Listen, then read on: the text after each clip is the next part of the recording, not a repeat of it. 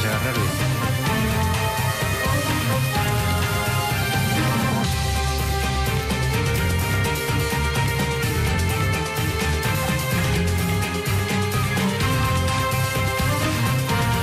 Seguimos en código. Sí, estábamos. Estábamos. No nos dimos cuenta, pero estábamos. Estábamos pensando. Está Beatriz Arla con nosotros. Gracias. ¿Cómo le va? Por venir. ¿Qué dicen? Y está Felipe Solá esperándonos. Ojo, Sí, ahí está. ¿Querés saber cómo es el tema de la provincia de Buenos Aires? Lo que es tener del lado de enfrente, aunque quisiera tener al lado, del lado de enfrente la policía, el servicio penitenciario. Solá te puede contar un ratito. En un rato le vamos a preguntar. Hace como 10 años pasó unos bailes. Yo lo que quiero es escuchar a Beatriz Arlo. A lo mejor sin preguntarle nada, porque me imagino que tiene muchas cosas para decir. ¿O me equivoco? No tantas. En principio, porque creo que con un mes de gobierno valdría la pena callarse un poquito.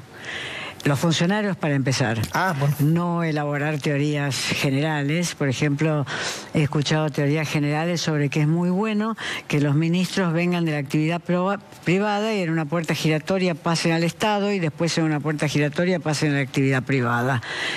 En ninguno de los países que los funcionarios que dicen eso admiran, eso sucede.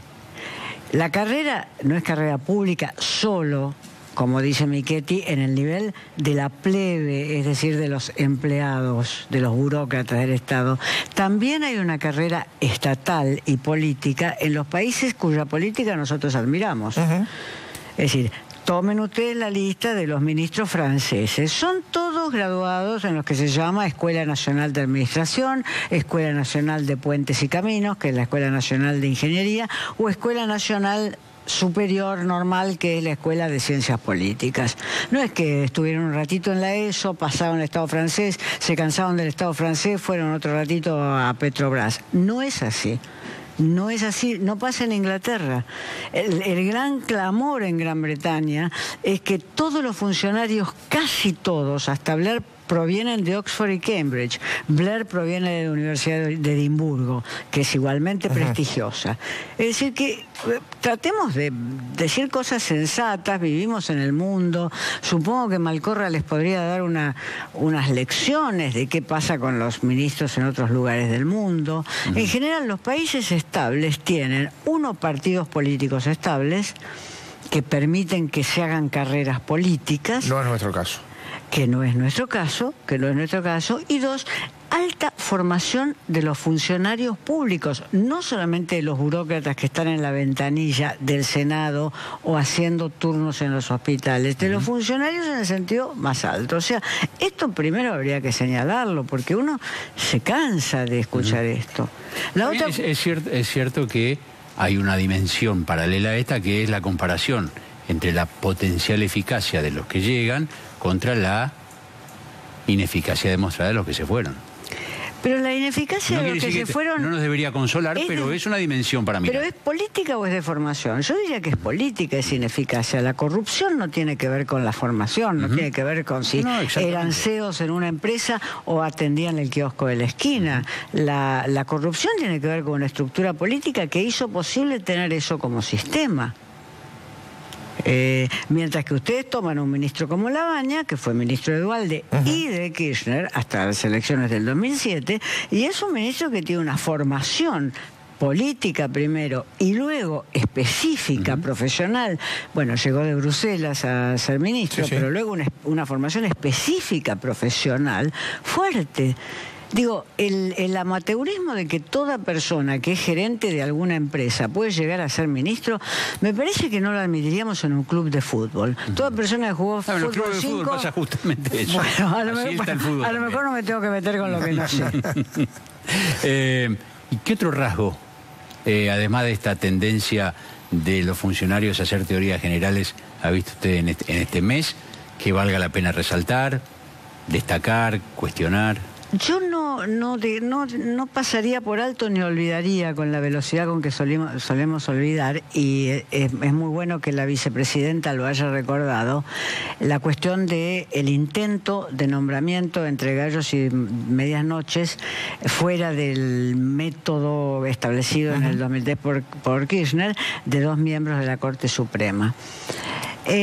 No lo olvidaría primero por lo que implica de violación constitucional todos los constitucionalistas, salvo uno que creo escribió una nota en La Nación, pero todos los que nosotros habitualmente, ustedes y yo respetamos, escuchamos. Estuvieron en contra. Pero no haría un hincapié en eso, porque además yo no soy constitucionalista y me guío por las opiniones de los que saben, justamente porque reivindico los saberes. Lo diría por una cuestión extrañísima que sucedió. Macri se reunió con todos los opositores 4 días antes y les tomó el pelo. No les avisó que iba a ser eso. Gobierno tampoco. Bueno, entonces yo digo, hablamos de que conversamos todo el tiempo, dialogamos todo el tiempo, nos comunicamos todo el tiempo y nos miramos a los ojos todas las mañanas.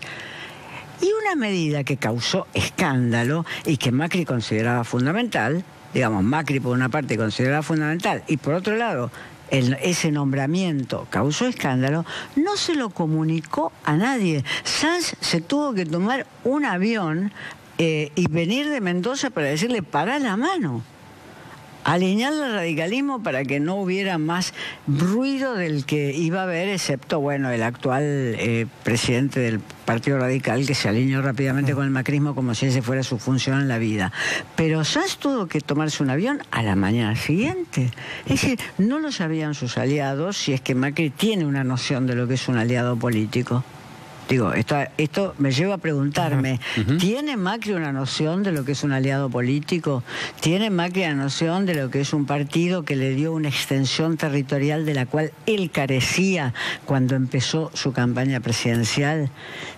No digo que tenga que ser una persona agradecida. En política no existe el agradecimiento. En política lo que existe es establecer muy bien quién hizo posible las cosas para responder a esa posibilidad que se le abrió al político. Es decir, la política es una serie de contratos, algunos explícitos y otros implícitos. Entonces se tragó el radicalismo y los tuvo a los opositores sentados en el, no sé si fue su despacho presidencial o algún otro lugar de los que suele visitar, los tuvo a sus opositores sentados ahí, sin decirles una palabra, les tomó el pelo.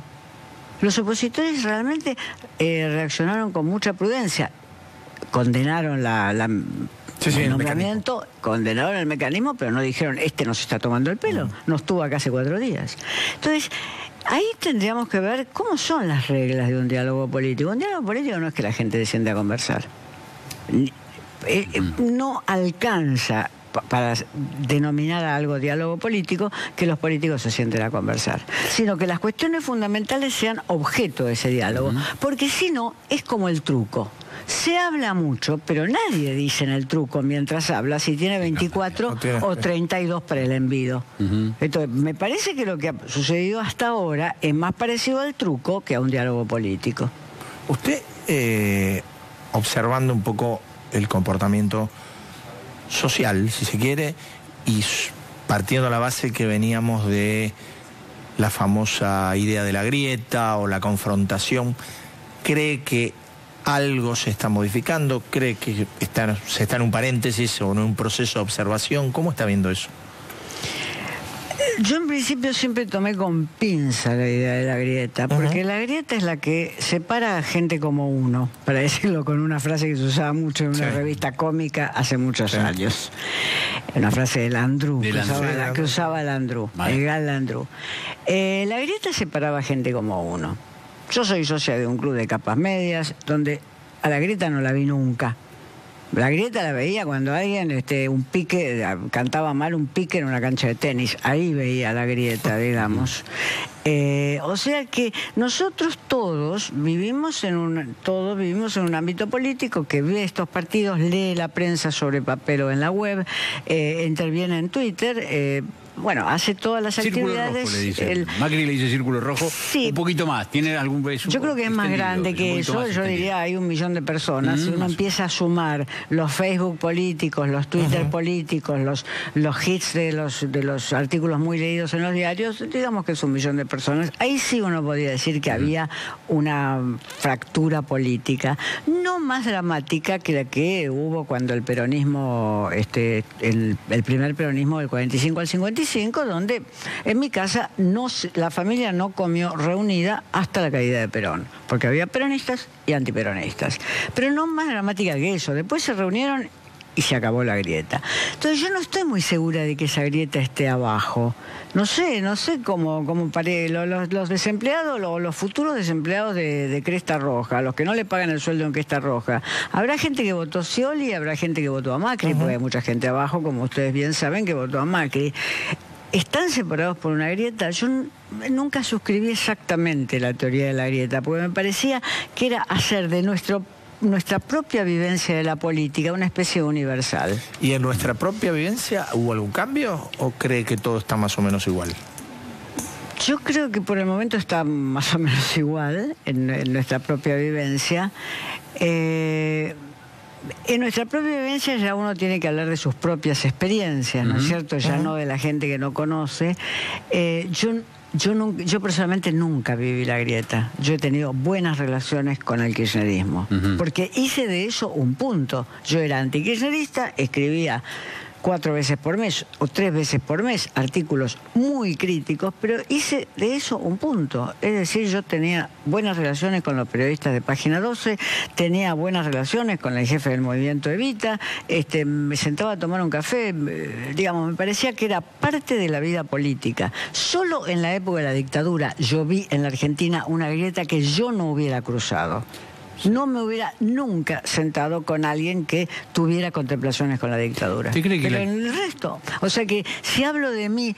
Sí, desde su lugar. Desde mi lugar, No yo tuve relaciones normales con los intelectuales o los políticos que conozco. Y siendo usted, manteniendo el espíritu crítico en este mes, primer mes del gobierno de Macri, ¿qué tipo de actitud espera encontrar de parte de los funcionarios, de la gente que está cerca, identificada con este gobierno? ¿Qué actitudes hacia...? Manteniendo usted el espíritu crítico. Creo que esa buena relación, ¿usted cree que la va a poder en principio mantener? los conozco a todos los funcionarios de cultura. De algunos de ellos soy muy amiga y desde hace muchísimos años. Como es el caso de Abeluto, que lo conozco cuando Abeluto tenía 20 años, dado que es mucho más joven que yo. Hablamos de música, estuve tomando un café con él, yo viajé a enseñar afuera hace unos meses y antes de irme estuve tomando un café con él, o sea que tengo relaciones también normales con esa zona. Al resto no los conozco porque no conozco gerentes. Es decir, conozco otras cosas, pero gerentes no conozco. Pero a los de cultura, sí. De la persona que fue al Colón, que es María Victoria... Bueno, ahora no tengo el apellido, la conocí en el Centro Cultural San Martín, en el de la calle Sarmiento, fue la que hizo el Centro Cultural San Martín, excelente relación, o sea que espero seguir teniendo esas relaciones con quienes conozco. No hay motivo para que conozca a los demás, no tengo un interés cultural, digamos, el peronismo a mí siempre me interesó culturalmente, en el sentido de fenómeno cultural político. El macrismo me interesa menos en ese sentido, pero si mañana se demuestra que es verdaderamente una usina de nuevas elucubraciones políticas, tocaré los timbres que sean necesarios para conocer las personas que sean necesarias. Pero no la ve usted pensando que el macrismo pueda generar una cultura distinta, una cultura política y una cultura social distinta en la Argentina. ¿Qué sé yo? ¿A usted le gusta el PP? ¿A usted le gusta el PP? Digo, puede votar al PP. Cualquiera de nosotros podría votar al PP. Partido Popular en España. El Partido Popular Español. Ahora, que a uno le guste el PP ya es un esfuerzo. Habrá algunos que le gusta y otros que no les gusta. Que le guste el tipo de político, el tipo de conversación política, etcétera. Mientras que sale un tipo como Pedro Sánchez, de 42 años en el Partido Socialista, digamos, y uno ve un movimiento con el cual...